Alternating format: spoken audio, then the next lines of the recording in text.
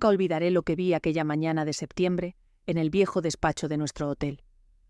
Mi marido Antonio estaba allí con Laura, la prometida de nuestro hijo, en una intimidad que me paralizó en el umbral de la puerta.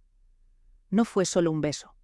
Sus manos exploraban el cuerpo de ella bajo la blusa de seda blanca, que yo misma le había regalado como bienvenida a la familia, mientras ella desabrochaba su camisa con una familiaridad que hablaba de meses de encuentros secretos. «Los huéspedes llegarán en 1 hora», susurró él, con esa voz ronca que yo conocía tan bien después de 31 años de matrimonio. «Cuando estemos en Tánger, ya no tendremos que escondernos», respondió ella. Y esas palabras se clavaron en mi corazón como un puñal envenenado.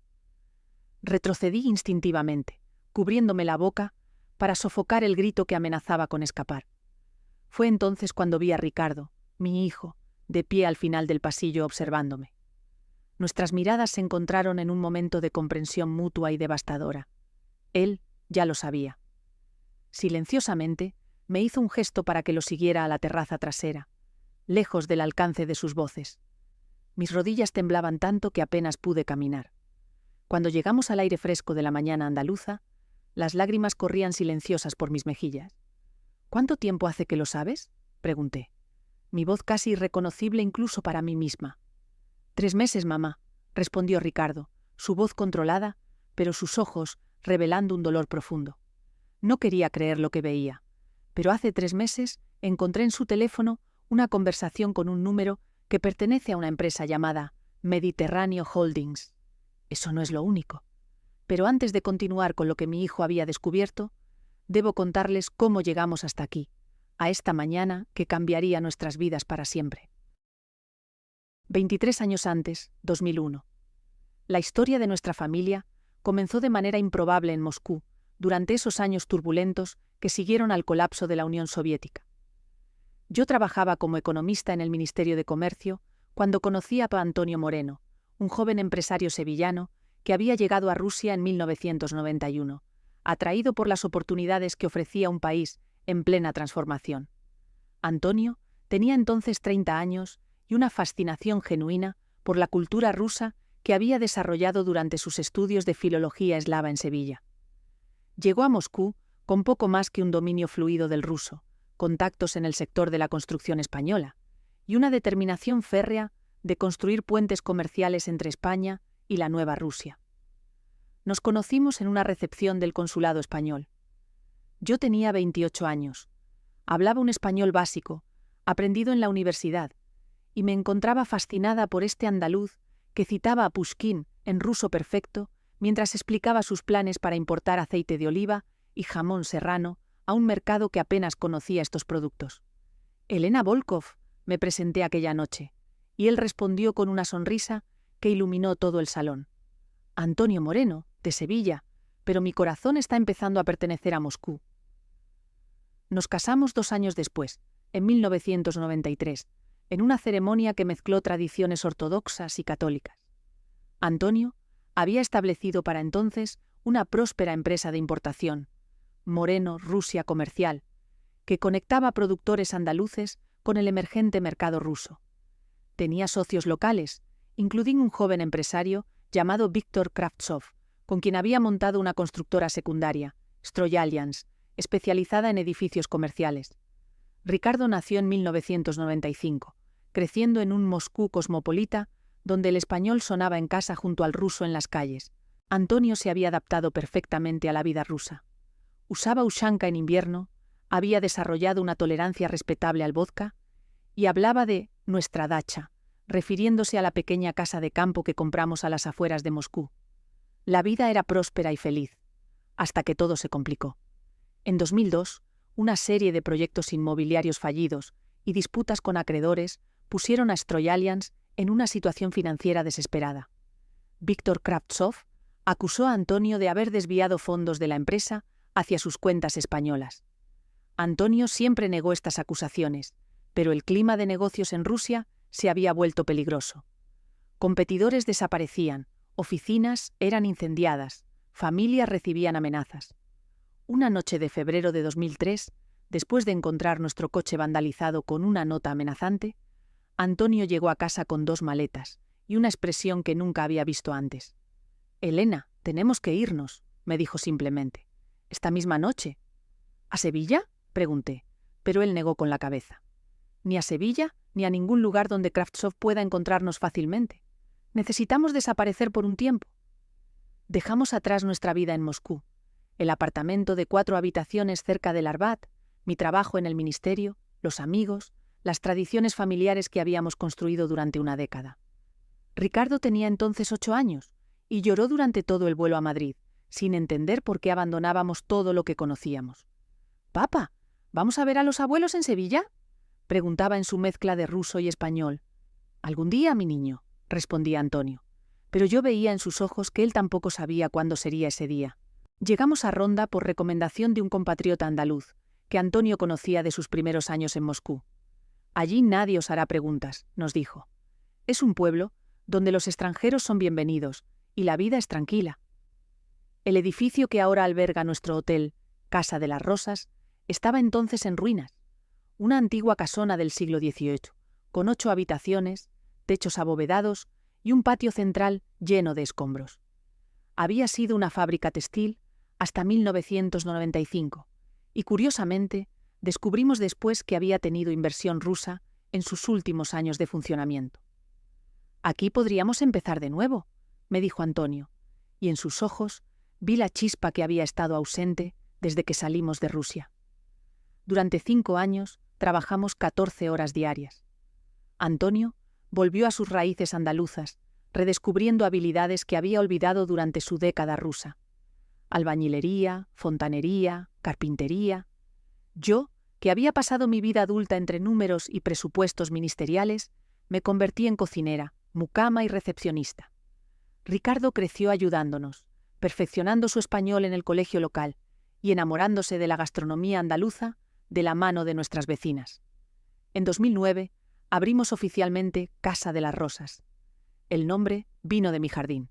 120 rosales de diferentes variedades que planté con mis propias manos, convirtiendo el antiguo patio en un paraíso fragante de colores y aromas.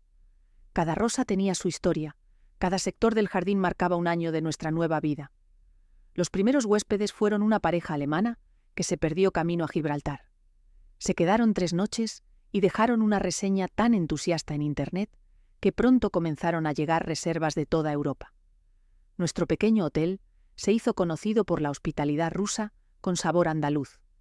Desayunos abundantes con blini y jamón serrano, vodka premium junto al fino jerezano, borscht que competía con el salmorejo en popularidad. Para 2015 éramos una institución en Ronda.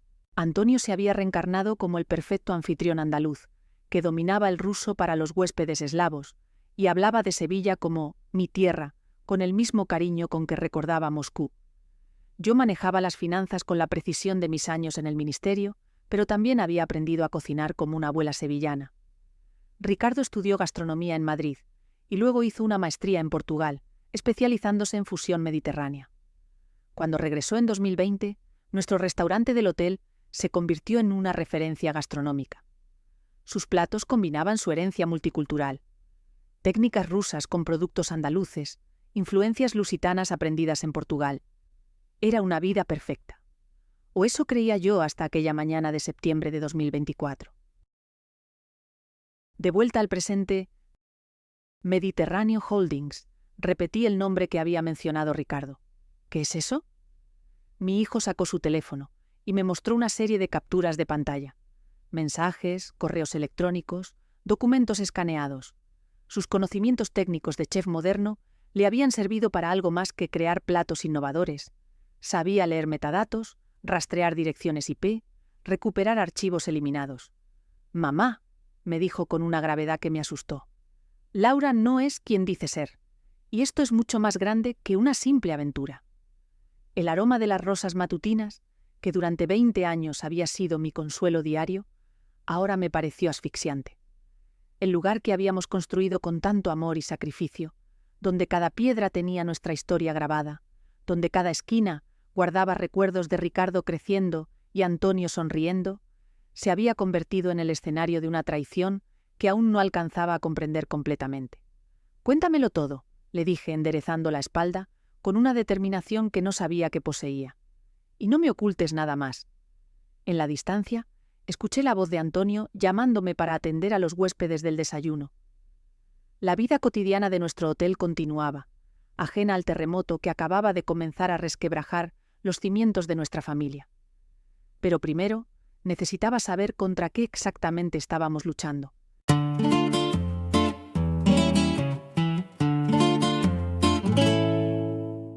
Ricardo cerró cuidadosamente la puerta de la terraza y sacó su teléfono móvil. En la pantalla pude ver una carpeta llena de capturas de pantalla, documentos fotografiados y archivos que claramente había estado recopilando durante meses. «Mamá, lo que voy a enseñarte va a cambiar todo lo que creías saber sobre Laura», me dijo, su voz temblorosa pero determinada. «Y sobre papá también». Me senté en la silla de mimbre, donde tantas mañanas había tomado mi café, mientras observaba despertar las montañas de Ronda. Ahora el mismo paisaje me parecía extraño, como si hubiera perdido la capacidad de reconocer mi propio hogar. «Hace 3 meses», comenzó Ricardo, deslizando su dedo por la pantalla. Laura dejó su portátil abierto en la cocina. Estaba preparando ese risotto de setas que tanto te gusta, y cuando fui a avisarle de que había llegado un mensaje urgente, vi algo que me llamó la atención. Me mostró la primera captura de pantalla, un email en portugués dirigido a lsantosimediterraneoholdings.pt, con el asunto Operación Ronda, relatorio de progreso. ¿Entiendes algo de portugués?, le pregunté. Lo suficiente. Estudié allí 2 años, ¿recuerdas? El mensaje hablaba de progreso en la infiltración de la familia objetivo y mencionaba fechas específicas. La boda era descrita como evento de culminación para acceso legal completo. Sentí que el mundo comenzaba a girar a mi alrededor. ¿Infiltración? Espera, hay más, continuó Ricardo, mostrándome otro documento. Logré acceder a su cuenta de correo, usando sus contraseñas guardadas. Laura no es chef, mamá. Trabaja para una empresa portuguesa llamada Mediterráneo Holdings, que se especializa en, como ellos lo llaman, adquisiciones inmobiliarias estratégicas. Me enseñó una página web profesional con logotipo corporativo. Mediterráneo Holdings, especialistas en valorización de patrimonio histórico en el sur de Europa. La fotografía de la página principal mostraba precisamente el tipo de hoteles boutique como el nuestro. «Mira los datos técnicos que maneja», dijo Ricardo, pasando a otro archivo. «¿Conoce los precios exactos de alquiler en el centro histórico de Lisboa? ¿Sabe los números catastrales de las parcelas de Ronda? ¿Maneja terminología inmobiliaria específica?» Una chef nunca sabría estas cosas. Tenía razón. Durante meses había admirado lo que creía era el interés profesional de Laura por nuestro negocio. Sus preguntas sobre ocupación, tarifas, costes operativos, las había interpretado como curiosidad de una futura miembro de la familia que quería aprender. Ahora me daba cuenta de que había estado realizando una evaluación profesional. «Pero Ricardo», dije intentando aferrarme a algo de lógica, «¿por qué una empresa portuguesa estaría interesada en nuestro pequeño hotel?» Mi hijo suspiró profundamente. «Esa es la parte que más me asusta, mamá. No es solo nuestro hotel. Según estos documentos, papá ha estado preparando el terreno». Sacó de su carpeta una serie de papeles que reconocí inmediatamente. Extractos bancarios, escrituras notariales, documentos de constitución de empresa. Hace 2 años, papá creó una empresa llamada Moreno Inversiones S.L., sin incluirte como socia. Y según estos extractos bancarios que encontré escondidos en el libro de contabilidad de la oficina, ha estado transfiriendo activos de nuestro hotel a esta nueva empresa. Examiné los documentos con la experiencia de mis años en el ministerio ruso.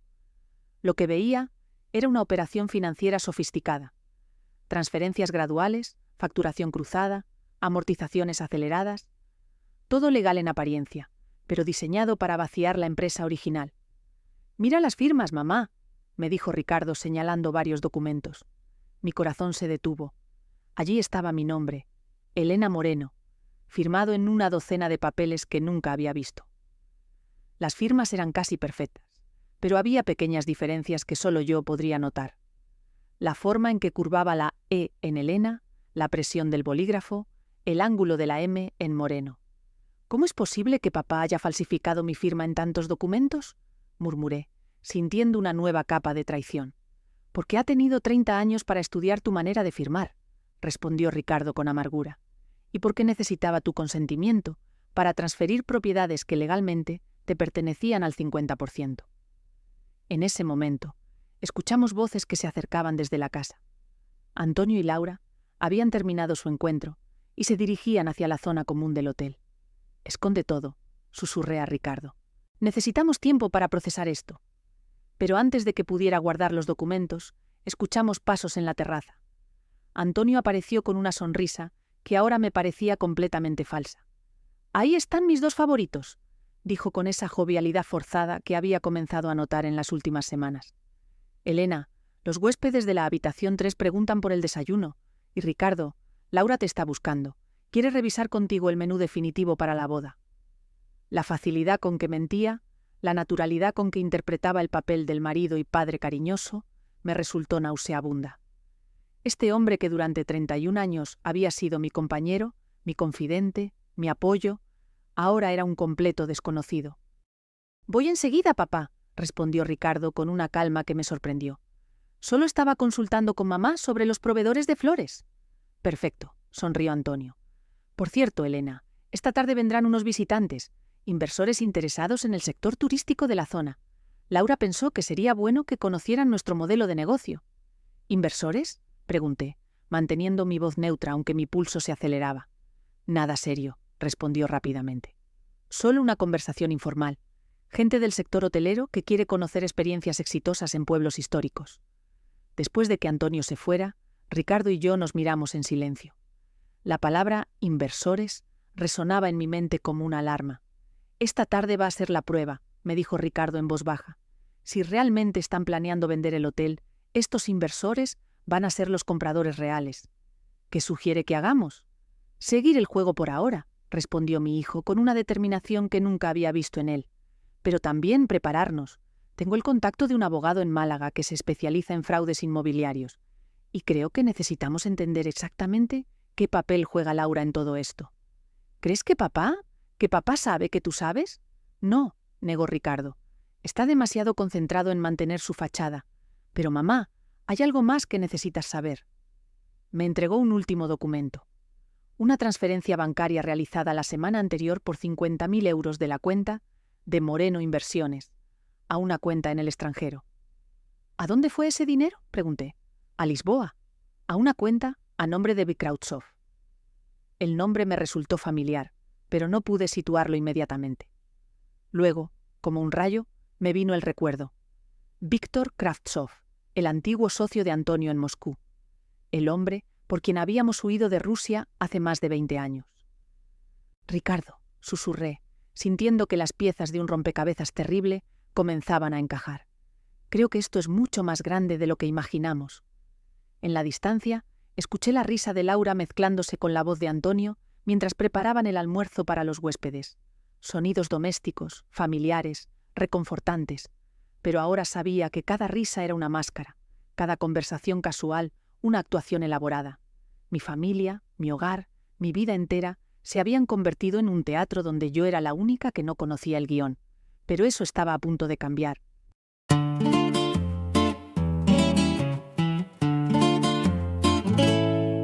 A las 3 de la tarde llegaron los inversores. Desde la ventana de mi habitación los vi aparecer. 2 hombres trajeados que emergieron de un Mercedes negro con matrícula de Madrid. El conductor, alto y distinguido, llevaba un maletín de cuero que parecía contener más que simples folletos turísticos. Su acompañante, más joven, revisaba constantemente su teléfono móvil con la urgencia de quien maneja operaciones financieras importantes. Pero no fueron ellos quienes más me llamaron la atención. En el pequeño bar de la esquina, el mismo donde todos los días tomaba mi café con leche matutino, reconocí la silueta de un hombre que llevaba 3 días hospedándose en nuestra habitación número 7. Se presentó como Milos Petrovic, un empresario serbio interesado en la arquitectura histórica de Andalucía. Hablaba un español fluido, con acento que inicialmente atribuía a los Balcanes, y había mostrado un interés inusual en la historia de nuestro edificio. Ahora, observándolo discretamente desde mi ventana, noté algo que no había percibido antes. La forma en que sus ojos seguían cada movimiento de los recién llegados, como si estuviera coordinando algo con ellos. «Señora Elena», me llamó Antonio desde abajo. ¿Podría bajar? Nuestros visitantes están aquí. Respiré profundamente. Ajusté mi blusa azul marino, la misma que llevaba en todas las reuniones importantes del hotel, y bajé las escaleras de madera que crujían con la historia de 200 años. En el salón principal, Laura ya estaba desplegando un juego de té de porcelana china que reservábamos para ocasiones especiales.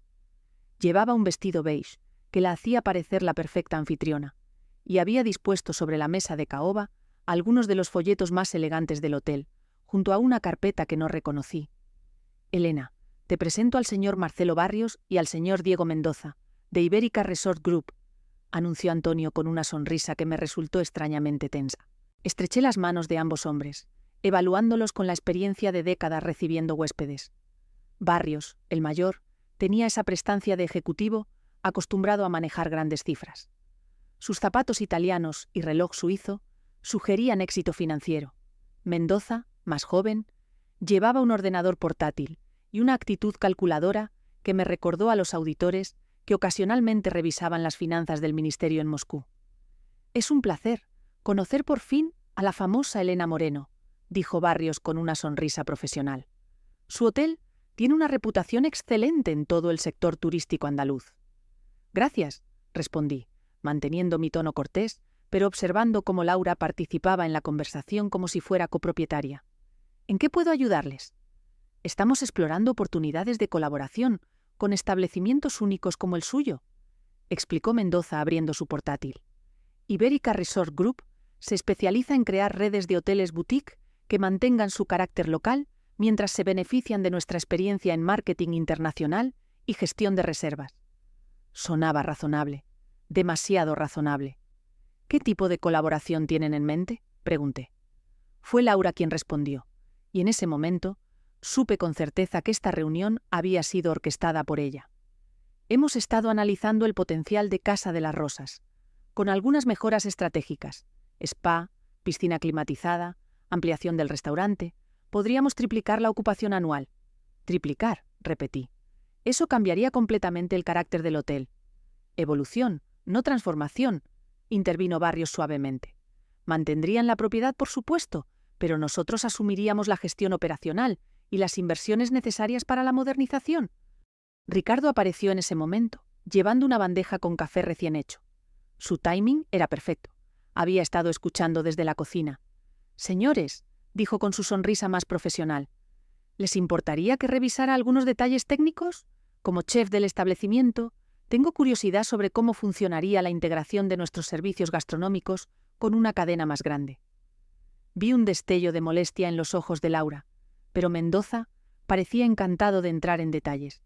«Naturalmente, mantendríamos la esencia de su cocina», explicó, «pero con proveedores centralizados y menús estandarizados para garantizar la consistencia en toda la red». «¿Menús estandarizados?», preguntó Ricardo, su voz manteniendo un tono de curiosidad profesional.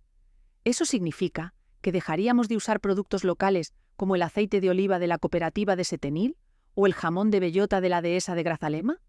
«Bueno», vaciló Mendoza, claramente no esperando preguntas tan específicas. «Lo que mi hijo quiere decir», intervine, sintiendo que era el momento de tomar control de la conversación, «es que nuestro hotel se ha construido sobre relaciones con productores locales desarrolladas durante 20 años. No estamos seguros de querer cambiar eso».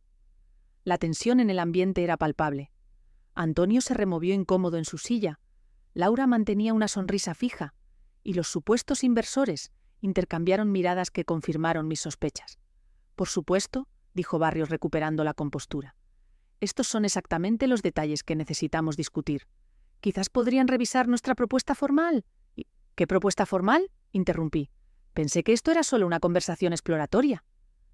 El silencio que siguió fue revelador. Mendoza cerró su portátil con un clic que resonó en el salón como un disparo. «Señora Moreno», dijo Barrios finalmente, «entiendo que necesitan tiempo para considerar las oportunidades que ofrecemos, pero les aseguro que empresas como Ibérica Resort Group no hacen estas propuestas frecuentemente». Había algo en su tono que sonaba menos a oportunidad de negocio y más a ultimátum. «Les agradezco su interés», respondí levantándome de mi silla.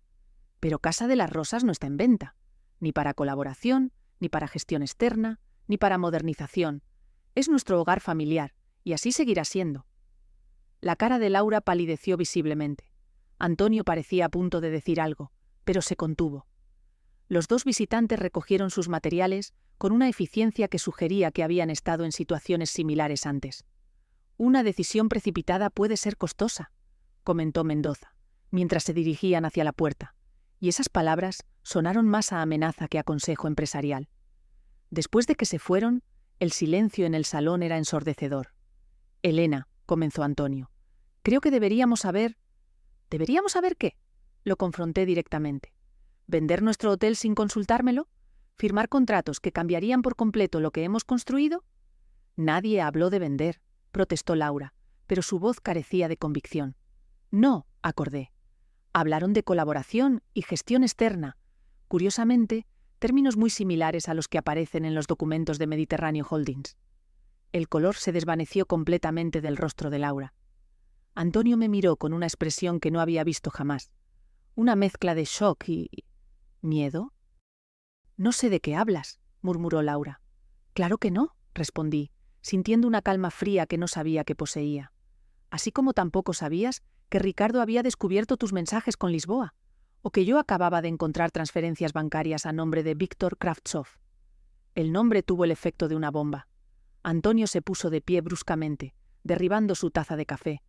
¿Cómo sabes ese nombre?, susurró. ¿El nombre de tu antiguo socio de Moscú?, respondí. ¿El hombre por quien tuvimos que huir de Rusia? Pues resulta que ese nombre aparece en extractos bancarios recientes de una empresa que creaste sin mi conocimiento. En ese momento, la puerta principal se abrió y entró Milos Petrovich, nuestro huésped serbio. Pero ahora que lo veía de cerca, en el contexto de todo lo que había descubierto, algo en su forma de caminar, en sus gestos, me resultaba extrañamente familiar. «Perdonen la interrupción», dijo en su español con acento, «pero olvidé mis llaves en la recepción». Cuando se agachó para recoger las llaves del mostrador, noté algo que me heló la sangre. Llevaba una pequeña moneda de plata en una cadena en el cuello. Una moneda que reconocí inmediatamente porque Antonio solía llevar una idéntica durante nuestros primeros años en Moscú. Un rublo de plata soviético de 1964. Pero más que la moneda, algo en sus gestos me resultó familiar cuando se enderezó. La forma de mover las manos, cierta inclinación de la cabeza, y entonces lo vi. Bajo la barba cuidadosamente recortada y los casi 25 kilos menos que debía haber perdido en estos años, los ojos seguían siendo los mismos. ¿También va a fingir que no nos conocemos, Víctor?, dije en ruso, mi voz cortando el aire como una cuchilla. El hombre se enderezó lentamente. Antonio lo miró confundido por un momento, estudiando ese rostro ahora demacrado y enmarcado por barba gris, hasta que la comprensión lo golpeó como un rayo. «Dios mío», murmuró Antonio palideciendo. «Víctor, eres tú, pero estás completamente diferente». 20 años de perseguirte por el mundo tienden a cambiar a una persona, Tovarish, respondió Kravtsov en ruso, su voz llevando décadas de amargura. Perdí peso, dejé crecer la barba, aprendí nuevos idiomas, todo para llegar hasta este momento. Antonio se desplomó en su silla como si le hubieran disparado. La venganza, comprendí en ese momento, había venido disfrazada de empresario serbio demacrado y se había hospedado en nuestro hotel durante 3 días, estudiando cada detalle de la vida que habíamos construido después de huir de él. Y ahora, después de 20 años de espera paciente y transformación deliberada, Víctor Kravtsov había venido a cobrar su deuda.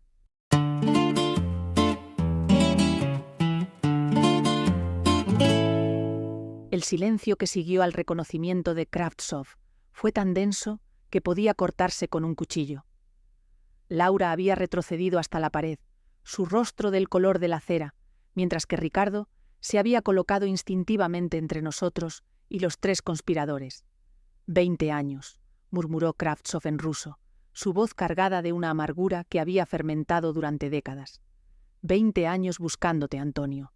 ¿Sabes lo que es perder todo por culpa de un socio que se lleva el dinero de la empresa y desaparece en medio de la noche?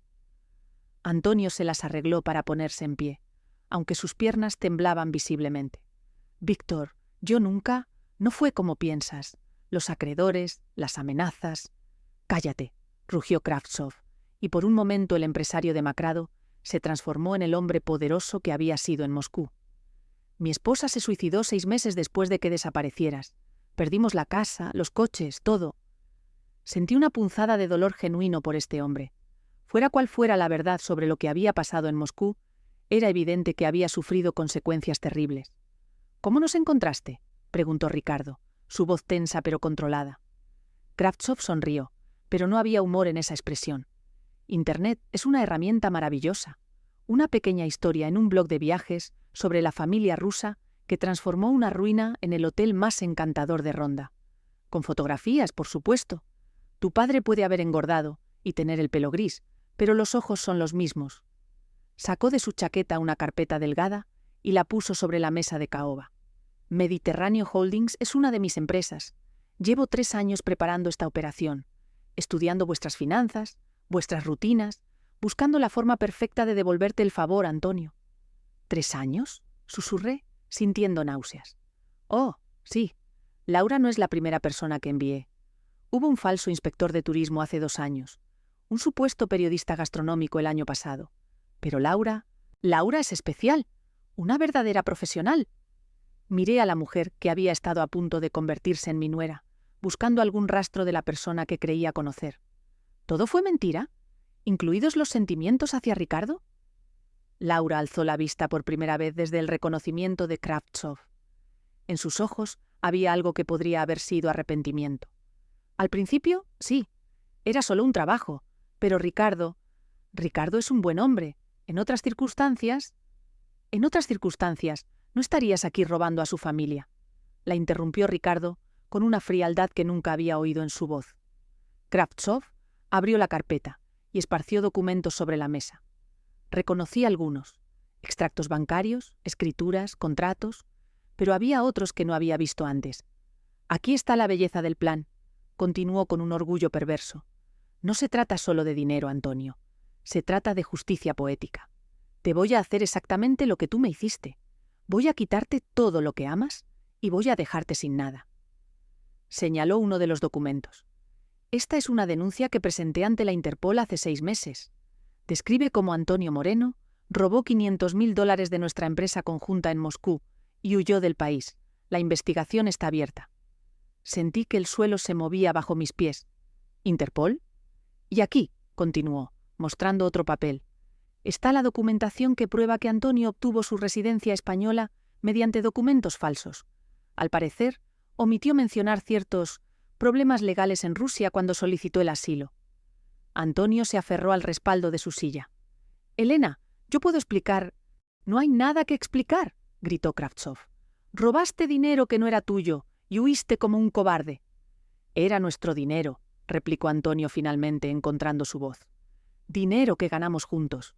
Cuando las cosas se pusieron peligrosas, cuando empezaron las amenazas, ¿tú querías negociar con la mafia? Yo tenía una familia que proteger». «¿Y la mía qué?», rugió Kravtsov. ¿Mi esposa y mi hijo no merecían protección?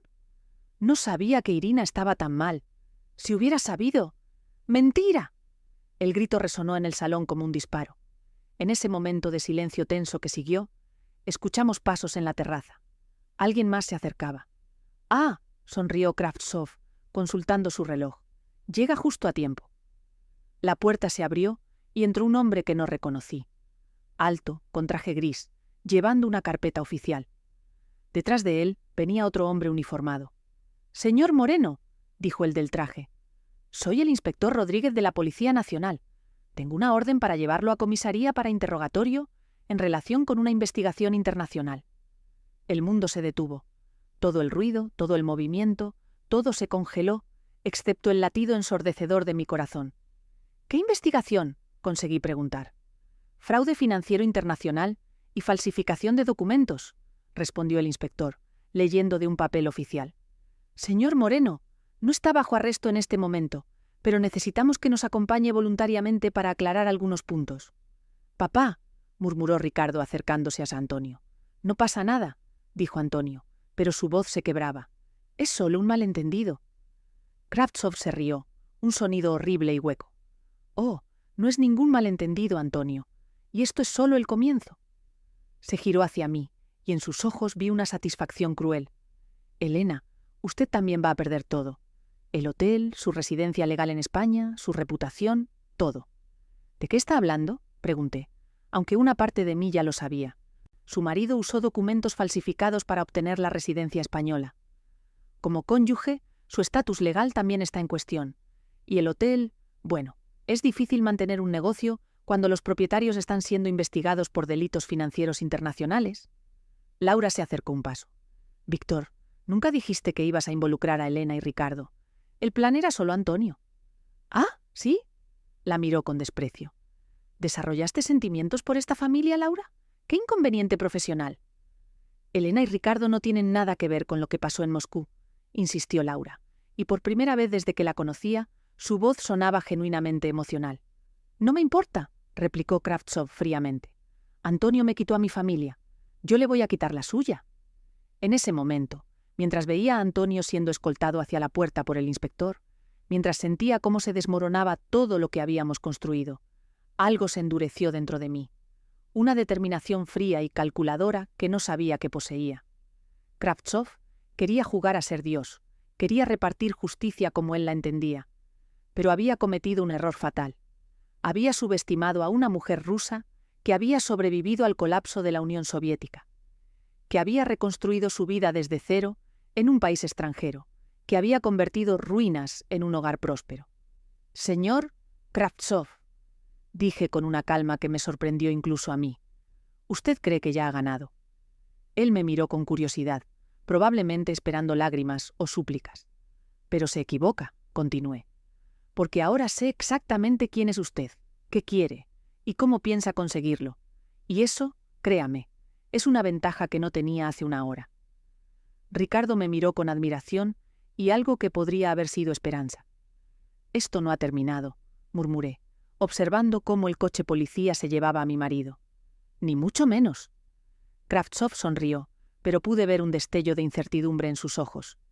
La guerra acababa de comenzar.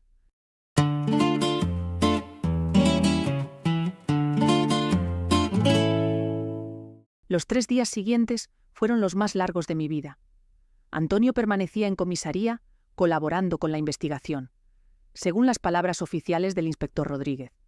En realidad, sabía que estaba siendo interrogado sobre eventos que habían ocurrido hace más de 20 años, en un país que ya no existía tal como era entonces. Ricardo había asumido el control completo del hotel, manejando las reservas y el restaurante, con una eficiencia que me llenaba de orgullo y tristeza a la vez. Orgullo, porque demostraba la fortaleza que habíamos criado en él. Tristeza, porque ningún hijo debería tener que cargar con el peso de los secretos de sus padres.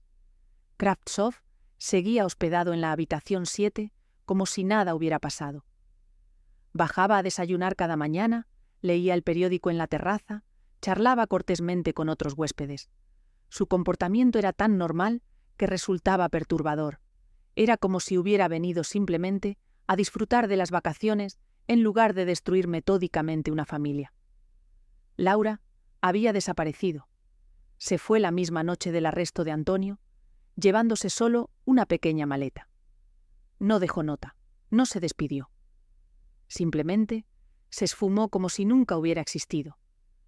Ricardo no habló de ella, pero yo veía en sus ojos el dolor de quien ha sido traicionado, no solo en sus sentimientos, sino en su percepción de la realidad. El tercer día por la mañana, mientras preparaba café para los huéspedes, recibí una visita inesperada. «Buenos días, señora Moreno. Soy Pilar García». Me giré para encontrarme con una mujer joven de unos 30 años, pelo castaño, recogido en una cola de caballo, vestida de manera sencilla pero elegante. Llevaba una carpeta gruesa bajo el brazo y una expresión decidida en el rostro. «¿Puedo ayudarla?», pregunté, aunque algo en su manera de presentarse me sugirió que no era una turista cualquiera. «Soy profesora de historia en el instituto local y también investigadora. Estoy escribiendo un libro sobre la arquitectura histórica de Ronda, específicamente sobre edificios que han sido reconvertidos en los últimos 50 años». Asentí cortésmente, esperando que continuara. He estado viniendo a su hotel ocasionalmente durante el último año para estudiar la estructura del edificio, documentar el proceso de restauración, entrevistar a residentes locales. Su hijo Ricardo ha sido muy amable, me ha permitido acceso a los archivos de construcción. «Ah, sí», dije, recordando vagamente que Ricardo había mencionado a una historiadora local. ¿Y en qué puedo ayudarla hoy? Pilar se acercó un paso, bajando la voz. Señora Moreno, sé lo que está pasando. Mis manos se detuvieron sobre la cafetera. No entiendo. Conozco al sargento Carlos Ruiz de la Guardia Civil desde la infancia. Su hija y yo fuimos compañeras de clase. Ayer me contó, extraoficialmente por supuesto, que hay una investigación internacional que involucra a su familia.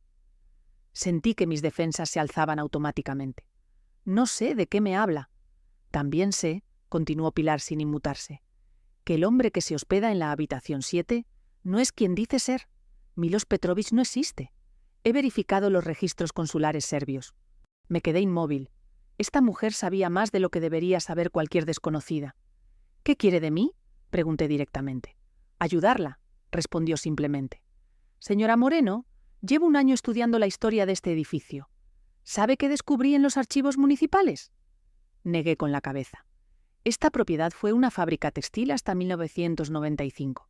Durante los últimos años de operación, recibió una gran inversión de una empresa offshore llamada Iberica Development Ltd.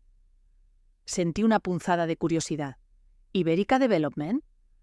Después del cierre de la fábrica, seguí la cadena de propietarios de esa empresa a través de varios registros internacionales, continuó Pilar, observando mi reacción cuidadosamente.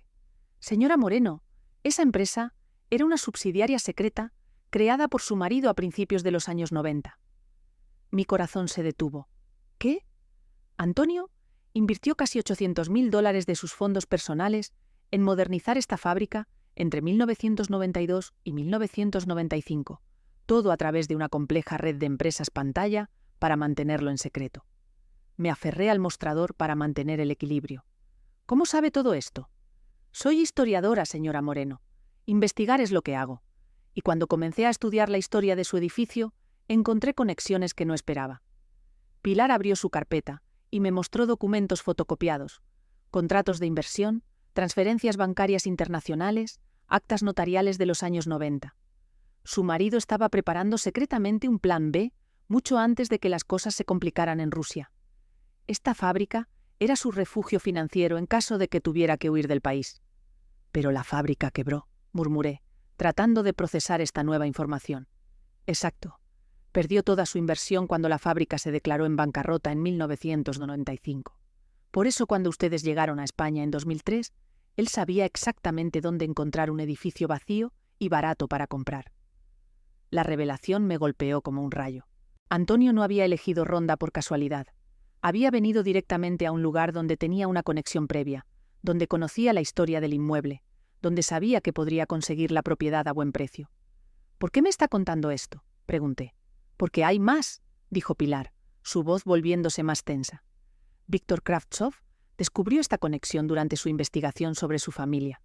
Para él, el hecho de que ustedes estén viviendo en el sitio de una inversión fallida de Antonio es la ironía perfecta. No solo quiere venganza, quiere que Antonio pierda este lugar específicamente porque representa todos sus secretos financieros. ¿Cómo sabe que Kravtsov conoce esto?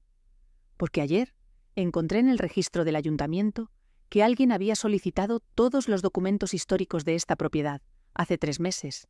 La solicitud venía firmada por Milos Petrovich, pero yo sabía que ese nombre era falso. Pilar cerró la carpeta y me miró directamente a los ojos. Señora Moreno, esto no es solo venganza personal. Kravtsov ha construido un plan para destruir a su familia usando exactamente los secretos que Antonio pensó que había enterrado para siempre. Por primera vez en 3 días, sentí una mezcla extraña de comprensión y traición. Antonio había tenido más secretos de los que había imaginado, pero también había tratado de protegernos de una manera que yo no había entendido. ¿Qué puedo hacer?, pregunté. Podemos usar esos mismos secretos contra Kravtsov, respondió Pilar con determinación. Si Antonio creó empresas fantasma en los años 90 y si Kravtsov está usando información falsa para atacarlos, entonces hay inconsistencias legales que podemos explotar. No entiendo. Esta noche, cuando Kravtsov salga a cenar, he observado que sale todas las noches a las 9. Necesitamos acceder a su habitación. Si encontramos evidencias de cómo obtuvo información sobre las empresas de Antonio, podemos probar que ha estado cometiendo delitos en suelo español. Pensé en Antonio en una celda, en Ricardo cargando solo con el peso del hotel, en 20 años de trabajo honesto construidos sobre cimientos que no conocía completamente. Es arriesgado, dije. Sí, lo es. Pero señora Moreno, ahora entiendo por qué Kravtsov eligió atacar exactamente de esta manera. Él sabe que Antonio tiene secretos financieros que podrían arruinarlos, incluso si las acusaciones principales son falsas.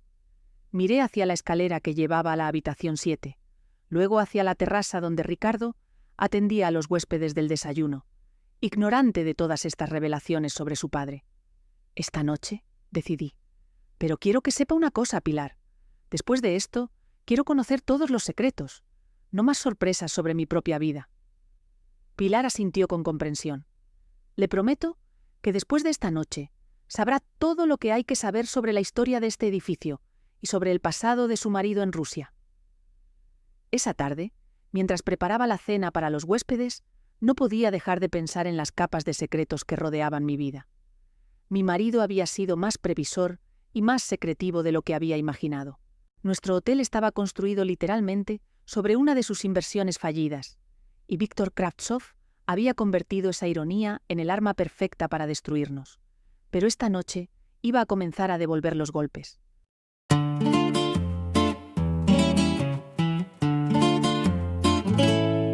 La operación nocturna en la habitación de Kravtsov había sido reveladora. Pilar y yo encontramos exactamente lo que necesitábamos: documentos que probaban su identidad real, contratos con Mediterráneo Holdings y, lo más importante, evidencias de que había accedido ilegalmente a registros bancarios históricos para rastrear las empresas offshore de Antonio. Pero Kravtsov no era tonto. Al día siguiente, cuando se dio cuenta de que habían registrado su habitación, aceleró sus planes. A las 10 de la mañana, 2 furgonetas aparecieron frente al hotel. De ellas salieron hombres trajeados con carpetas oficiales y sellos que anunciaban embargo judicial. En cuestión de horas, Casa de las Rosas fue sellada como activo bajo investigación en caso de fraude internacional. Ricardo y yo nos encontramos literalmente en la calle, con solo lo que pudimos meter en 2 maletas. Pero Pilar había cumplido su promesa. Ese mismo día, el sargento Ruiz arrestó a Víctor Kravtsov bajo cargos de acceso ilegal a registros bancarios, conspiración y uso de documentación falsa. Las evidencias que habíamos recopilado demostraron que había violado múltiples leyes españolas en su búsqueda de venganza. Durante las siguientes 3 semanas, vivimos en una pequeña habitación alquilada en el centro de Ronda, mientras los abogados peleaban en los tribunales. Pilar nos había conectado con un especialista en Derecho Internacional, el doctor Pablo Méndez, que trabajó incansablemente para demostrar que el caso contra Antonio había sido construido sobre información obtenida ilegalmente.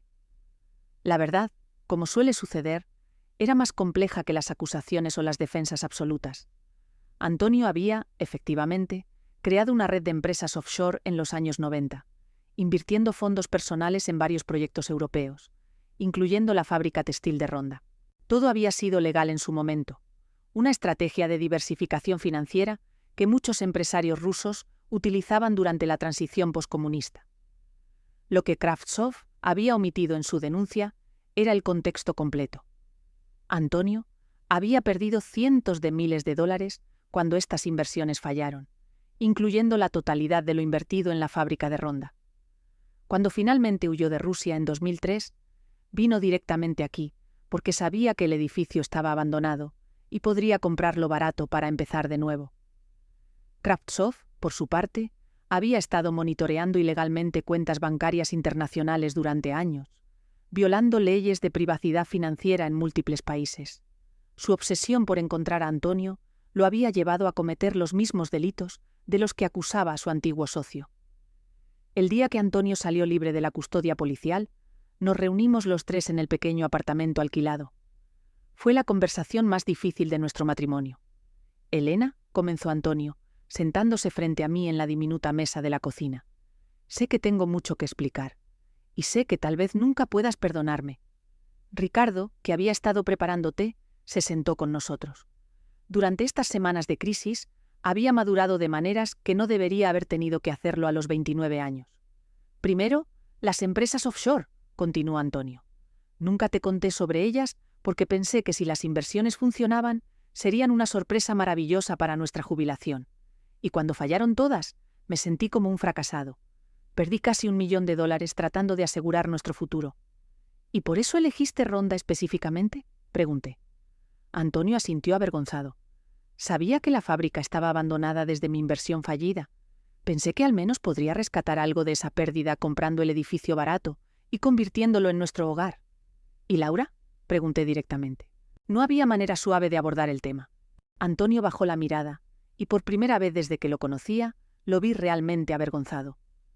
Laura llegó en un momento en que me sentía perdido. No es excusa, Elena, pero estos últimos años he estado luchando con la sensación de que mi vida había terminado, que lo mejor que había hecho ya estaba hecho, que solo me quedaba envejecer y morir en este pueblo hermoso pero pequeño. Se pasó las manos por el pelo canoso, un gesto que reconocí de nuestros primeros años juntos. Cuando Laura apareció, con su juventud, sus planes ambiciosos, sus historias de lugares que nunca habíamos visitado, representaba una última aventura, una posibilidad de sentirme otra vez como el hombre que había sido en Moscú, que había construido empresas, que había tomado riesgos. ¿Amor?, pregunté, aunque no estaba segura de querer saber la respuesta. No, respondió inmediatamente. Nunca fue amor, Elena, fue vanidad. Fue el ego de un hombre de 67 años que quería creer que aún era deseable, que aún era capaz de provocar pasión en una mujer joven y hermosa. Ricardo se removió incómodo. Estas no eran conversaciones que un hijo debiera escuchar sobre sus padres. Cuando me di cuenta de que estaba siendo usado, de que todo era una elaborada estafa, me sentí como el idiota más grande del mundo. Pero para entonces ya había firmado documentos, ya había hecho transferencias, ya estaba atrapado en su juego. ¿Por qué no me lo contaste entonces?, pregunté. Porque sus ojos se llenaron de lágrimas, porque sabía que te perdería, y prefería vivir en la mentira contigo que enfrentar la verdad sin ti. El silencio que siguió se llenó de 31 años de matrimonio, de 2 décadas construyendo un hogar juntos, de la complejidad de amar a alguien imperfecto durante toda una vida. Antonio, dije finalmente, entiendo por qué hiciste lo que hiciste. Entiendo las inversiones secretas, entiendo la crisis, entiendo incluso la vanidad. Pero no sé si puedo perdonarte por haber puesto en riesgo todo lo que construimos juntos sin consultármelo. Lo sé, respondió simplemente, y no te pido que lo hagas. ¿Qué me pides entonces? Te pido una oportunidad de ganarme de nuevo tu confianza. Te pido permiso para demostrar que el hombre que cometió esos errores puede convertirse en alguien que te mereces. Miré a mi marido, este hombre que había amado, que me había traicionado, que había sido víctima y victimario al mismo tiempo. Luego miré a Ricardo, que había perdido no solo una novia, sino también, durante un tiempo, la confianza en su padre. Necesito tiempo, dije. Necesito pensar en todo esto, sin la presión de abogados y tribunales, y la posibilidad de perder nuestra casa. Antonio asintió. Todo el tiempo que necesites. 6 meses después, Casa de las Rosas reabrió oficialmente en marzo, después de que todos los cargos fueran retirados y la investigación concluyera que Kravtsov había obtenido información mediante métodos ilegales. El hotel había sufrido durante el cierre algunos daños menores por falta de mantenimiento, reservas canceladas, reputación manchada por los titulares sensacionalistas en la prensa local. Pero también habían llegado cosas buenas. Pilar había conseguido que el hotel fuera declarado bien de interés cultural por la Junta de Andalucía, usando precisamente la documentación histórica que había descubierto sobre las inversiones de Antonio en la fábrica original. Su libro sobre la arquitectura histórica de Ronda había incluido un capítulo completo sobre Casa de las Rosas como ejemplo de renovación con conciencia histórica, atrayendo un nuevo tipo de turismo cultural. Ricardo y Pilar habían comenzado oficialmente una relación. Era extraño al principio ver a mi hijo con la mujer que nos había ayudado a salvar nuestro hogar, pero gradualmente me di cuenta de que su conexión era genuina. Ambos compartían una pasión por preservar la historia y crear algo nuevo sin destruir lo antiguo. En cuanto a Antonio y yo, era complicado. Dormíamos en habitaciones separadas. Él había insistido, diciendo que quería que yo tuviera mi espacio para decidir qué quería de nuestro matrimonio sin presión. Trabajábamos juntos en el hotel durante el día. manteniendo una cortesía profesional que gradualmente se había vuelto más cálida, pero nunca completamente cómoda.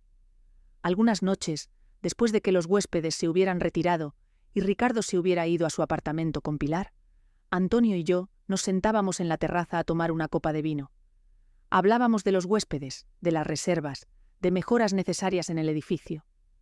Rara vez hablábamos del pasado o del futuro. Era como si existiéramos en un presente perpetuo, esperando que el tiempo decidiera por nosotros. Una tarde de abril, mientras ordenaba papeles en la oficina, encontré algo que Antonio había dejado en mi escritorio.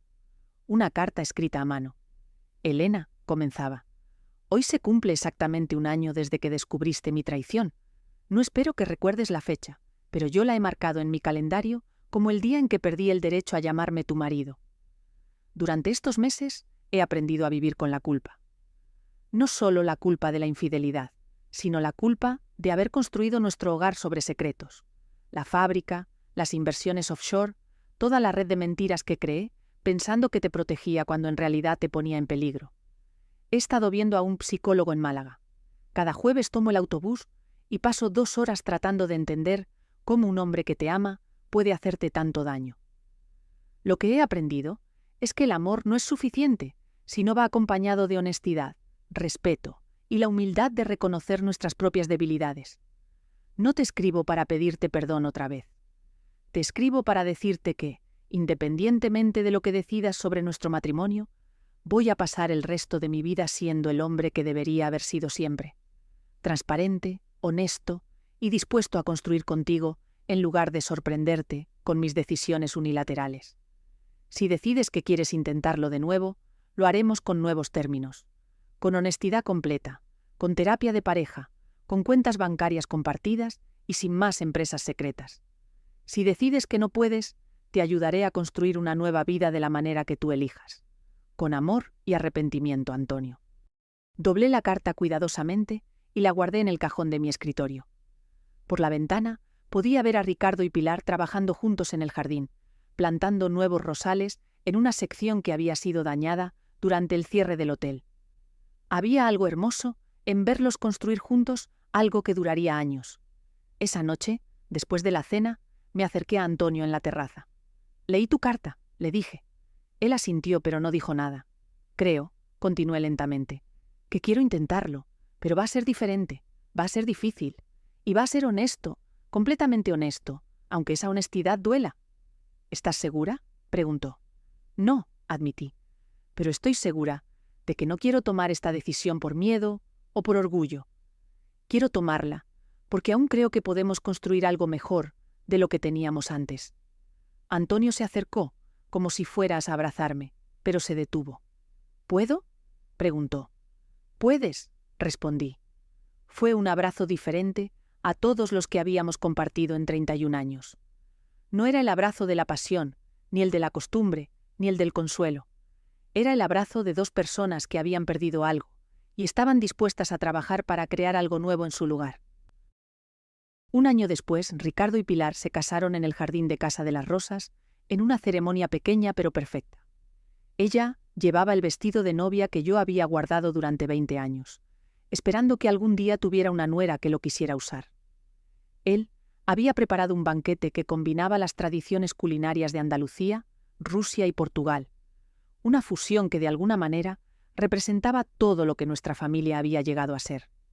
Antonio y yo estábamos oficialmente divorciados, una decisión práctica para proteger legalmente el hotel de cualquier futuro problema relacionado con su pasado empresarial. Pero vivíamos juntos otra vez, esta vez por elección consciente más que por costumbre o conveniencia. La terapia de pareja había sido brutal y necesaria. Habíamos desmontado nuestro matrimonio pieza por pieza y lo habíamos reconstruido sobre cimientos completamente nuevos. Comunicación radical, honestidad sin excepciones y el reconocimiento de que el amor maduro requiere trabajo consciente todos los días. Antonio había vendido todas sus participaciones restantes en empresas offshore, depositando cada euro en cuentas compartidas. Ahora yo tenía acceso a todos los registros financieros. Todas las decisiones de inversión se tomaban juntos, y no había secretos bancarios. Durante la recepción, mientras veía a Ricardo bailar con su nueva esposa, bajo las luces colgantes del jardín, sentí una paz que no había experimentado en años. No era la paz de la ignorancia feliz que había tenido antes del año de la crisis, sino la paz de quien ha enfrentado lo peor de sí misma y de las personas que ama, y ha elegido construir algo mejor. ¿En qué piensas?, me preguntó Antonio, acercándose con 2 copas de champán. ¿En qué esto?, dije, señalando la celebración a nuestro alrededor. Vale la pena todo lo que pasamos para llegar aquí. ¿Incluso las mentiras? ¿Incluso las empresas secretas? ¿Incluso casi perder todo? Especialmente eso, respondí, porque sin la crisis nunca habríamos aprendido de lo que éramos realmente capaces, ni de lo fuerte que podía ser nuestra familia cuando decidimos luchar por ella con total honestidad. Antonio sonrió, pero era una sonrisa diferente a las de antes, más humilde, más consciente, más verdadera. ¿Sabes qué es lo más extraño?, continué. A veces pienso que deberíamos agradecerle a Víctor Kravtsov. ¿Agradecerle? Por forzarnos a enfrentar todas las mentiras en las que vivíamos, por obligarnos a decidir conscientemente quiénes queríamos ser en lugar de simplemente seguir siendo quienes habíamos sido por costumbre. En ese momento, Pilar se acercó corriendo, radiante en su vestido de novia. «Elena, Antonio, vengan a bailar. Ricardo está insistiendo en que toda la familia baile la próxima canción juntos». Mientras nos dirigíamos hacia la pista de baile improvisada en el jardín, pasé junto a los rosales que Pilar y Ricardo habían plantado 2 años antes. Habían crecido espectacularmente, sus flores rojas y doradas, mezclándose con las variedades más viejas que yo había plantado en nuestros primeros años aquí. Era perfecto, pensé. Lo viejo y lo nuevo creciendo juntos, creando algo más hermoso que cualquiera de las 2 cosas por separado. La música comenzó. Una mezcla de flamenco andaluz, con melodías rusas que nuestro DJ local había creado especialmente para la ocasión. Ricardo me tendió una mano, Pilar tomó la de Antonio, y los 4 comenzamos a bailar bajo las estrellas de Ronda. En la distancia, las luces de la ciudad centenaria brillaban contra las montañas, recordándome que los lugares, como las personas, pueden reinventarse sin perder su esencia, que es posible honrar el pasado mientras se construye algo completamente nuevo sobre cimientos de verdad. Casa de las Rosas había sobrevivido a una guerra, a la transformación, a la traición y a la redención. Pero más importante, había sobrevivido al descubrimiento de que había sido construida sobre secretos. Ahora estaba cimentada en algo más sólido, la honestidad radical y el trabajo consciente de una familia que había elegido la verdad por encima de la comodidad. Y esa noche, bailando con las 3 personas más importantes de mi vida en el jardín que habíamos cultivado juntos, supe que habíamos construido algo que duraría generaciones, algo verdadero, algo honesto, algo que valía la pena cada lágrima que nos había costado crearlo.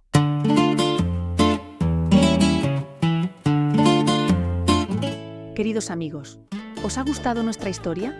Escribid en los comentarios qué opináis sobre Antonio y su búsqueda de redención. Compartid esta historia con vuestros seres queridos y no olvidéis dar me gusta si os ha emocionado.